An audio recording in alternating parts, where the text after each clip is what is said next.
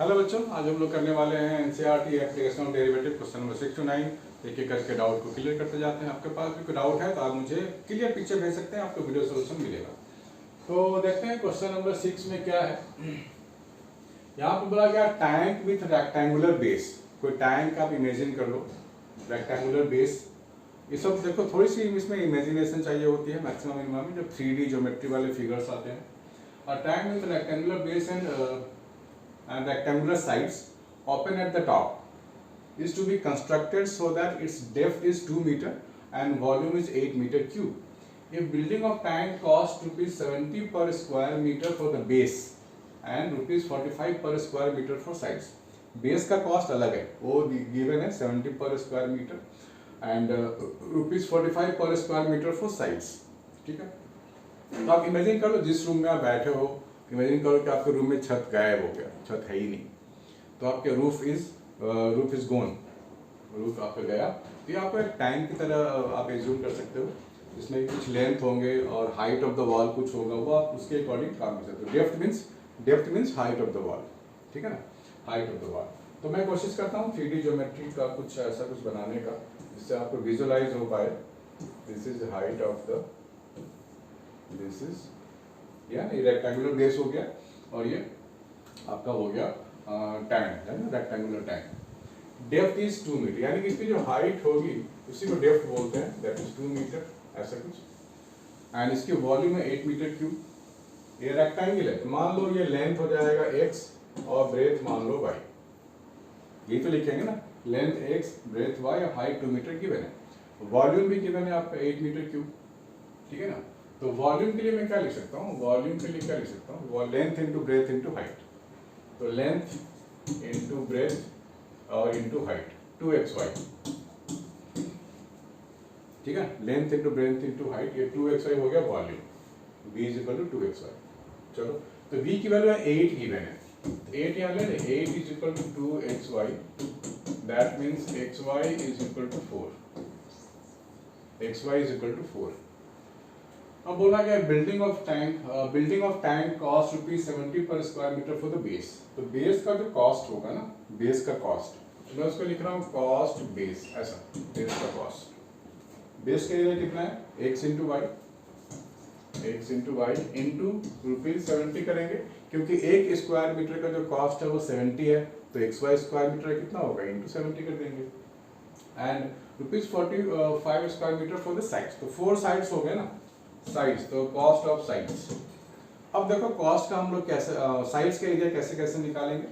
Sides का area हो जाएगा आपका height, this is length, height into base, यही होगा ना, ये भी रेक्टेंगुलर है, तो height into h into y, h into y इधर भी होगा, so twice of h into y, ठीक है ना, twice of h into y, तो इधर का भी आ गया आपका एरिया।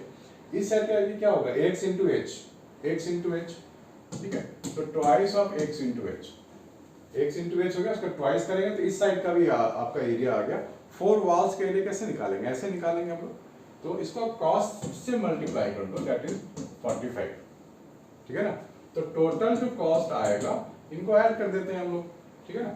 ये हो जाएगा 70xy plus 45 into 2 90hy plus 90xh। अब h क्या है, h तो 2 है, उसकी वैल्यू गिवन है, h की वैल्यू मैं 2 डालूंगा तो 180y हो जाएगा, ठीक है ना। ये हो गया 180y, ये हो गया 180y। यहाँ भी h की जगह 2 डाल देंगे तो 180x हो जाएगा, ये हो जाएगा 180x, ठीक है। अब आप ध्यान से देखो xy की वैल्यू यहाँ 4 है, देखो यहाँ पे 2 वेरिएबल हो गए हैं, x और y, एक ने एक को तो आपको हटाना पड़ेगा, तो xy की जगह यहाँ 4 डाल दो आप सीधा, तो 70 इंटू 4 280 हो गया। और यहाँ पर मैं अगर y को रिप्लेस करूँ तो 4/x, y की जगह मैं 4/x लिख सकता हूँ, या x की जगह भी 4/y आप लिख सकते हो। हमारे को 2 वेरिएबल को एक वेरिएबल में कन्वर्ट करना है, ये हो गया 180 और y को मैंने लिख लिया 4/x प्लस 180x। इसको डिफरेंशिएट करते हैं, डिफरेंशिएशन, ये तो 0 हो गया, और ये कितना हो जाएगा, minus of 720/x² plus 120। Simple differentiation, nothing great in this. इसको आप 0 पुट करो, ठीक है। 0 पुट करेंगे तो क्या लिखेंगे हम लोग, 180 is equal to 720 upon x square. तो ये 4 हो गया, एक्स की वैल्यू 2 आ गई, ठीक है, एक्स की वैल्यू 2 आ गई।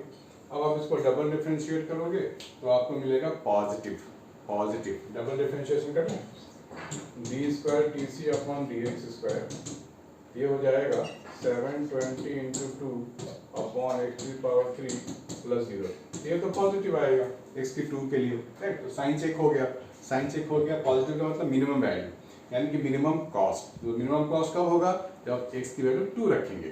तो अब एक्स की वैल्यू यहाँ 2 डाल दो, एक्स की वैल्यू यहाँ 2 डाल दो, तो वाई भी 2 आ गया।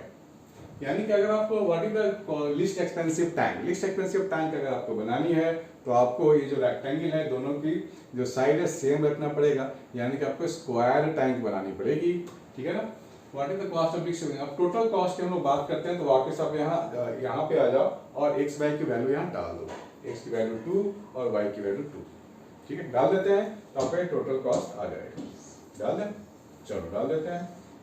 तो यहाँ पे जो टोटल कॉस्ट आने वाली है AC 70 into 4 that is 280, x की वैल्यू 2 तो 360 और यहाँ भी 360, ये हो गया 720, राइट।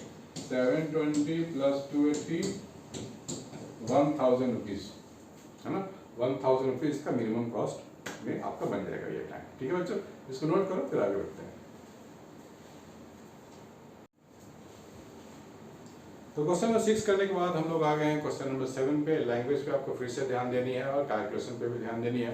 तो पेन पेपर लेके आपको थोड़ा सा दिमाग फोकस करना पड़ेगा यहाँ पर। The sum of the perimeter of a circle and a square is k. मैं हमेशा बच्चों को बोलता हूँ कम से कम क्वेश्चन को 2 बार 3 बार 4 बार रीड करो और डायग्राम जल्दी से जल्दी बनाने की कोशिश करो, वहाँ से क्लैरिटी आती है। बहुत सारे बच्चे को देखा है डायग्राम ड्रॉ नहीं करते, उनको फिर दिक्कत होती है आगे जाकर। तो सर्कल ही सही, सिंपल सर्कल ही सही हमें ड्रॉ करनी चाहिए, ठीक है। एक सर्कल ड्रॉ कर लिया और एक स्क्वायर ड्रॉ कर लिया। स्क्वायर की साइड मैंने एक्स ले ली है, स्क्वायर की साइड मैंने एक्स ले ली है और सर्कल का रेडियस मैंने आर ले लिया है। तो sum of the perimeter and the circle, sum of the perimeter of a circle and square, जो पेरीमीटर का सम है वो के है, कांस्टेंट है। तो मैं लिख लेता हूँ जो गिवन क्वांटिटीज है, सर्कल और ये पेरीमीटर का जो स्क्वायर का पेरीमीटर है, दोनों का सम के हो गया। Prove that the sum of their areas is least when the side of a square is double the radius of the circle, ठीक है। Area of circle plus area of square, ये टोटल एरिया आपको मिल जाएगा, ठीक है ना। तो एरिया ऑफ सर्कल में क्या लिखूंगा, पाई आर स्क्वायर, और area of square x square लिखूंगा। बढ़िया है। यहाँ से मैं एक्स के लिए कुछ काम कर लेता हूँ ना। एक्स मैं यहाँ से क्या लिखूंगा, k minus 2 pi r divide by 4। भाई यहाँ 2 वेरिएबल है ना, एक्स और आर, एक ने को तो मुझे हटाना पड़ेगा, तो मैंने एक्स को यहाँ से रिप्लेस कर लिया। क्या लिखूंगा, k minus 2 pi r by 4। अब कर देते हैं इसको डिफरेंशिएट, यानी कि d a by d r. R ही तो वेरिएबल है, बाकी सारी चीज यहाँ कांस्टेंट है। तो आप क्या करोगे, आप यहाँ से निकालोगे D a by d are, इसको डिफरेंशिएट करोगे तो आर स्क्वायर का डिफरेंशिएशन क्या हो जाएगा, 2r हो जाएगा। तो 2 पाई आर मिल गया आपको, ठीक है ना। यहाँ भी भाई बिल्कुल बेसिक वाला डिफरेंशिएशन लगाएंगे, k minus 2 pi r by 4 into 0 minus 2 pi by 4। This is your d a by d r. चलो अच्छी बात है। तो यहाँ से आपको थोड़ा सिंप्लीफाई करना पड़ेगा, D a by d are को 0 पुट करना पड़ेगा, ठीक है। 0 पुट कर दिया हम लोगों ने और 2 पाई कॉमन ले लिया तो क्या मिलेगा, 2 पाई तो आपका गया। आपको क्या मिला, आर माइनस है यहाँ पर, ठीक है ना, माइनस। और ये 4 है, यहाँ भी 4 है, तो ये 2 से कट जाएगा। आपको यहाँ पे मिल गया 8, ठीक है। तो आर माइनस के माइनस 2 पाई आर अपॉन 8, ठीक है ना। 4 इंटू 2 8 माइनस यहाँ रहेगा, k minus 2 pi r equal to 0। तो मैं क्या लिख सकता हूँ, r is equal to k minus 2 pi r by 8, ऐसे लिख सकते हैं हम लोग। तो यहाँ से आप क्रॉस मल्टीप्लाई करोगे और r के लिए सिंप्लीफाई करोगे, तो आप लिखोगे 8r plus 2 pi r is equal to के।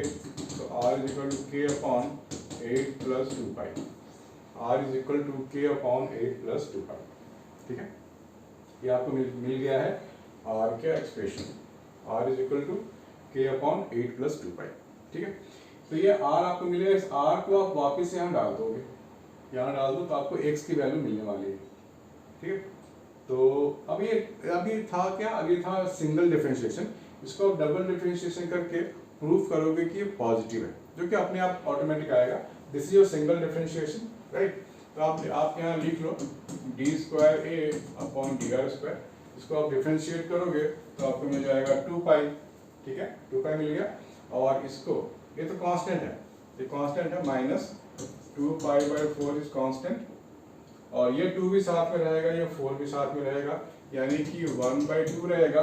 आप इस पोर्शन को तो डिफरेंशिएट करोगे तो आपको मिल जाएगा 0 माइनस ऑफ 2 पाई, तो माइनस माइनस ये प्लस हो गया, ये पूरा चीज आपको पॉजिटिव मिल गया, यानी कि लीस्ट एरिया ही आपका आएगा। एरिया क्या आएगा, लिस्ट आएगा, यानी कि मिनिमम आएगा। तो इस आर की वैल्यू को आप वापस यहाँ डाल दो या यहाँ डाल दो, आपको एक्स की वैल्यू मिल जाएगी। चलो डाल देते हैं 2 पाई आर, आर मतलब के अपॉन 8 प्लस 2 पाई, ठीक है ना, plus 4x is equal to k. तो यहाँ क्या लिखेंगे हम लोग, 2 pi k upon 8 plus 2 pi plus 4x is equal to k. यहाँ से हम लोग x के लिए सिंप्लीफाई करने वाले हैं, क्या मिल जाएगा, 4x is equal to k minus 2 pi k upon 8 plus 2 पाई। ये हो जाएगा, के मैंने कॉमन ले लिया, ये हो जाएगा 8 plus 2 pi minus 2 pi upon 8 plus 2 pi. ठीक है ना, तो यहाँ से आपको x की वैल्यू आने वाली है, that means 2k upon 8 plus 2 पाई, और r क्या आया था, k अपॉन k प्लस 2 पाई। आपको प्रूफ हो गया ना, x is equal to 2r, ये पूरा r ही तो है, सो आपको प्रूफ हो गया x is equal to 2r, यही हमारे को चाहिए था। ठीक है बच्चों, इसको नोट करो। क्वेश्चन नंबर 8 पे चलते हैं। तो क्वेश्चन नंबर 8 करते हैं, ये भी काफी इजी है बच्चों, बस आपको डायग्राम सही से ड्रॉ करनी है, क्वेश्चंस को 2 बार 3 बार 4 बार पढ़ाई करनी है, क्वेश्चन को अच्छे से समझना है, डायग्राम ड्रॉ करना है, सॉल्व कर लेनी है। ठीक है, चलो सबसे पहले ड्रॉ करते हैं window in the form of a rectangle, window in the form of a rectangle, ऐसा surmounted by a semi circular opening. Surmounted means उसके माथे पे, ऊपर में, टॉप में, surmounted by a semi circular opening. The total perimeter of the window is 10 meter. Total perimeter of the window is 10 meter. Find the dimension of the window to admit maximum light through the whole opening. हाँ, maximum light मतलब maximum area की बात हो रही है, maximum area की बात हो रही है। आप क्या काम करोगे, लेंथ को x ले लो, इसको y ले लो, ठीक है ना। अब ये डायमीटर हो गया ना, सेमी सर्कल का, तो ये डायमीटर हो गया x, तो रेडियस कितना होगा इसका, यहाँ से यहाँ तक रेडियस कितना हो जाएगा, h/2 हो जाएगा। तो मैक्सिमम लाइट का क्या मतलब है, ये बोल रहा है कि मैक्सिमम लाइट आनी चाहिए भाई, ओपनिंग है पूरा का पूरा, तो मैक्सिमम लाइट का मतलब मैक्सिमम एरिया की बात हो रही है ना, मैक्सिमम एरिया होगा तभी तो मैक्सिमम लाइट के बाहर यहाँ से आएगा ना। तो मैक्सिमम एरिया, तो एरिया के लिए मैं क्या लिख पाऊंगा, एरिया ऑफ सेमी सर्कल लिख लें, क्या लिखेंगे, पाई आर स्क्वायर यानी कि पाई x/2 का square plus area of this rectangle यानी कि x into y, this one. A window is in the form of a rectangle surmounted by a semicircular opening. The total perimeter of the window is 10 meter. Total perimeter constant है। Perimeter क्या होता है? Length of the boundary. इसका perimeter क्या होगा? x plus y. क्या लिखें? Perimeter. x plus y plus semi circle का पेरीमीटर कितना होता है, पाई आर होता है, तो प्लस लिखेंगे पाई इंटू आर यानी कि x/2, ठीक है ना, ये y है, ये पेरीमीटर हो गया। पेरीमीटर 10 मीटर यानी कि कांस्टेंट वैल्यू है, 2x plus y plus pi r, right, pi x/2 ये लिख सकते हैं हम लोग। और हमें एरिया को करना है डिफरेंशिएट, क्योंकि मैक्सिमाइज मिनिमाइज से इसकी बात हो रही है, तो आपको ना कुछ टर्म्स आपको हटाने पड़ेंगे। जैसे y को आप रिप्लेस कर दो तो क्या लिखोगे, 10 - 2x minus pi x/2 that is equal to y। इस y को उठा के आप यहाँ डाल दो, आपका काम हो गया, ठीक है ना, आपका काम हो गया। तो एरिया A में लिखूंगा पाई x²/4 plus x into y, so 10 - 2x minus pi x/2, ठीक है ना, x into y।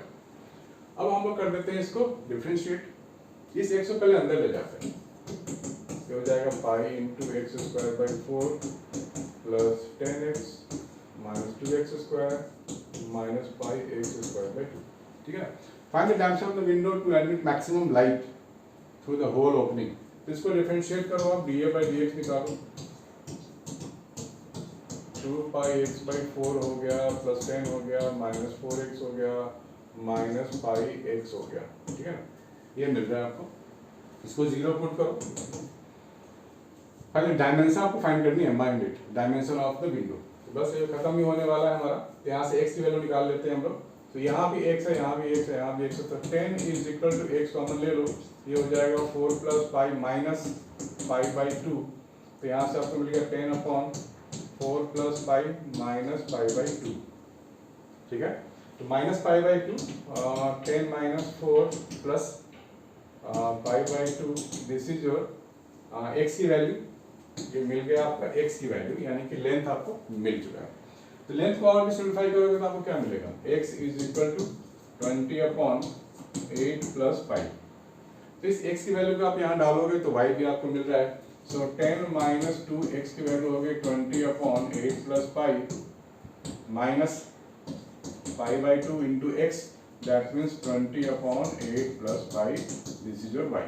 इस y को सिंप्लीफाई करोगे आपको वैल्यू मिल चुका है, x और y दोनों, और कुछ भी नहीं चाहिए, बस आपको एलसीएम लेनी है। यहाँ पर 8 प्लस पाई एलसीएम ले लोगे तो यहाँ पे हो जाएगा 80 प्लस 10 पाई माइनस 40, एंड ये कट के आपको 10 आपके पास है ऑलरेडी। ठीक है, तो माइनस आपको मिल गया 10 पाई, ये कट चुका है, ये हो जाएगा 40 अपॉन 8 प्लस पाई। ठीक है, 80 प्लस 10 पाई माइनस 40, यहाँ पाई नहीं है, माइनस 40, यहाँ पे फिर से आपको पाई मिल गया तो माइनस 10 पाई, ये आपको मिल गया 40 बाई 80 प्लस 8 प्लस पाई। ये आपको x भी मिल गया, आपको y भी मिल गया। अब रेडियस की बात करें तो इसको डिवाइड करो तो रेडियस 2 मिल जाएगा। तो क्वेश्चन नंबर 9 बचा हुआ है बच्चों, तो क्वेश्चन नंबर 9 का आपको वेट कीजिए, तब इसको आपको नोट कीजिए। नाउ क्वेश्चन नंबर 9, ध्यान से देखना है, ध्यान से पढ़ना है, 2 बार 3 बार 4 बार पढ़ लो, 10 बार पढ़ लो, लेकिन अच्छे से सेंस को डेवलप करो और क्वेश्चन को सॉल्व करो। पहले आप लोग जब कोई वीडियो देख रहे होते हो तो पहले वीडियो को पॉज करके खुद से भी ट्राई करनी चाहिए, उसके बाद नहीं आएगा तो आप देख सकते हो। This is the best way to study, इसमें आपका टाइम भी वेस्ट नहीं होता और क्वेश्चन आपके लगातार होते रहते हैं। A point on the hypotenuse of a triangle is at a distance b from the sides of the triangle. आप क्या क्या काम करोगे, पहले एक ट्रायंगल ड्रॉ कर दो ऐसा, a b और c। अभी जो बोला गया यहाँ पे कि कोई पॉइंट है P, point on the hypotenuse of the triangle is distance a and b from the sides of the triangle. तो मान लेते हैं डिस्टेंस a है, इस वाले साइड से डिस्टेंस a है और इस वाले साइड से डिस्टेंस b है, ये। So that the minimum length of the hypotenuse, hypotenuse क्या है, BC है। ये एंगल अगर मैं कुछ ले लूँ, मान लो थीटा है तो ये भी तो थीटा होगा, कुछ है कुछ एंगल तो मुझे लेना ही पड़ेगा, क्योंकि मुझे ये लेंथ चाहिए इन टर्म्स ऑफ a और इन टर्म्स ऑफ थीटा के टर्म में आ जाएगा, और कोई तरीका है नहीं इस लेंथ को एक्सप्रेस करने का। तो हाइपोटेन्यूज क्या है, BC तो है ना, BC इज द हाइपोटेन्यूज। ठीक है, इसकी लेंथ क्या हो जाएगी, BP plus PC, BP plus PC। तो इस राइट एंगल ट्रायंगल में मैं लिख सकता हूँ cos थीटा, इसको नाम दे दो D, इसको नाम दे दो E। cos थीटा में क्या लिखूंगा, बेस बाय हाइपोटेन्यूज, यानी कि PD बाई PB। ठीक है ना, तो यहां से मुझे PB मिल जाएगा, यानी कि PD cos theta, PD by cos theta, PB इधर, PD बाई cos थीटा, यानी कि PD सेक थीटा मिल जाएगा। ठीक है ना, ओके, ये मिल गया मुझे। दूसरा ट्रायंगल मैं ले सकता हूँ ये वाला PCE, ट्रायंगल PCE, यहाँ मैं लिख सकता हूँ साइन थीटा परपेंडिकुलर, ये परपेंडिकुलर है, ये हाइपोटेन्यूज है, दैट मींस PC। यहाँ से लिख सकता हूँ PC is equal to B by sine theta. ठीक है, PC क्या मिल जाएगा, B बाई साइन थीटा, यानी कि B of cosec theta, B into cosec theta. तो मैंने PC में PC निकाल लिया, मैंने PC निकाल लिया और BP भी निकाल लिया। तो हाइपोटेन्यूज, यानी कि ये जो हाइपोटेन्यूज है, ये मैं क्या लिख सकता हूँ, BP प्लस PC, और BP मेरे पास क्या है, PD sec theta plus PC, PC मेरे पास है B cosec theta. This one कर लें डिफरेंशिएट, कर लेते हैं। So dh/d theta. अब बोलोगे थीटा से क्यों? अरे भाई ए और बी तो गिवन है ना, कांस्टेंट क्वांटिटीज हैं, यहाँ एक ही वेरिएबल है थीटा। तो सेक थीटा का integration sec x tan x होता है, ठीक है ना। कॉसेक का minus cosec x cot x होता है, minus cosec theta cot theta.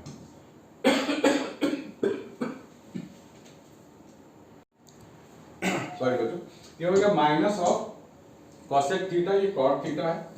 Differentiation बच्चों अच्छे से आनी चाहिए, नहीं है तो फिर से प्रैक्टिस कर लो, फिर से फार्मूले देखो, और ये काम बार बार करनी पड़ती है जब तक बोर्ड खत्म नहीं होता है तब तक, है ना। बोर्ड तक आपको फार्मूला देखते रहना है, याद भी करते रहना है, क्वेश्चंस भी करते रहने हैं, और मेमोरी में फिट करने की कोशिश करो। ये हो गया dh/d थीटा। इसको अब आप 0 पुट कर दो, ठीक है।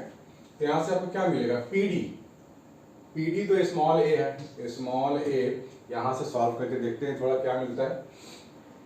ये हो जाएगा कितना, tan theta upon cos theta minus b, ठीक है ना, sin थीटा, और cos थीटा क्या होता है, cot थीटा क्या होता है, cot थीटा हो गया cos by sin, cos theta upon sin theta, ये होता है। तो इसको 0 हम लोगों ने लिख लिया है, ठीक है, इज इक्वल टू 0। थोड़ा सा और सिंप्लीफाई कर लेते हैं। ये मुझे मिल जाएगा a sin theta upon cos square theta, b cos theta upon sin square theta, ठीक है। तो यहाँ से आपको ये cos क्यूब हो गया, ये sin क्यूब हो गया, ठीक है। तो यहाँ से आपको मिल जाएगा a sin cube theta is equal to b cos cube theta, ये मिल गया आपको। यानी कि यहाँ से आपको क्या मिल गया, sin cube theta upon cos cube theta is equal to b by a मिल गया आपको। यानी कि tan क्यूब थीटा मिल गया आपको, क्या मिल गया, tan cube theta is equal to b by a, यानी कि tan थीटा आपको मिल गया b टू द पावर 1/3 और a टू द पावर 1/3। सीधी सी बात है, क्यूब है राइट साइड जाएगा तो 1/3 बन जाएगा ना। तो ये आपको मिल गया tan थीटा, ठीक है। ये आपको क्या मिल गया, tan थीटा मिल गया। इन सबों की जरूरत अब नहीं है, इसको हटा दो, ठीक है, इसको भी हटा दो। तो tan थीटा जो आपको मिल गया, तो sin cos भी तो निकाल ही सकते हैं ना। हमारे को पूरी लेंथ चाहिए वाली, हमारे को ये पूरी लेंथ चाहिए, ठीक है ना। PD यहाँ से हटाओ, PD की जगह लिखो स्मॉल a, और यहाँ से b cosec थीटा, ठीक है। तो tan थीटा जब आ गया, तो tan थीटा में मालूम है क्या होता है, परपेंडिकुलर बाई बेस। तो हाइपोटेन्यूज कितना हो गया, ये b हो गया, ये b हो गया, तो a क्या हो जाएगा, b to the power 2/3 plus a to the power 2/3 under root. ये होता है ना, परपेंडिकुलर का स्क्वायर करो, बेस का स्क्वायर करो, उसको रूट लगा दो। तो हाइपोटेन्यूज ऐसा मैं इसलिए कर रहा हूँ ताकि मैं साइन कॉस फाइंड कर पाऊँ। तो साइन थीटा में क्या लिखूंगा, परपेंडिकुलर बाय हाइपोटेन्यूज, यानी कि b to the power 1/3 upon hypotenuse क्या है, b to the power 2/3 plus a to the power 2/3, ठीक है ना। कॉस थीटा क्या होगा, बेस बाय हाइपोटेन्यूज। तो यहाँ बेस क्या है मेरे पास, a टू द पावर 1/3 और हाइपोटेन्यूज क्या है, b to the power 2/3 plus a to the power 2/3। सब कुछ निकाल लिया, अब वापस यहाँ डाल दो, ठीक है। डबल डिफरेंशिएशन करके आप चेक कर लो कि मिनिमम है कि मैक्सिमम है। ऑफ कोर्स आपको मिल जाएगा जवाब। डबल डिफरेंशिएशन जरूर करना होता है, चेक जरूर करना होता है कि ये पॉजिटिव साइन दे रहा है नेगेटिव दे रहा है, वो आप कर सकते हो, बड़ा आसान है। मैं यहाँ वैल्यू डाल देता हूँ ताकि आपका ये मिनिमम वाला काम हो जाए। आपकी ये मिनिमम हाइपोटेन्यूज है ना, वो आने वाली है। तो h is equal to a sec theta, तो cos का इनवर्स आप यहाँ लगा दो, ठीक है ना। cos का इनवर्स आप यहाँ लगा दो, a to the power 2/3 plus b to the power 2/3 upon a to the power 1/3, ठीक है, प्लस b cosec साइन का उल्टा लगा दो, b to the power 2/3 plus a to the power 2/3 upon b to the power 1/3। बढ़िया ना।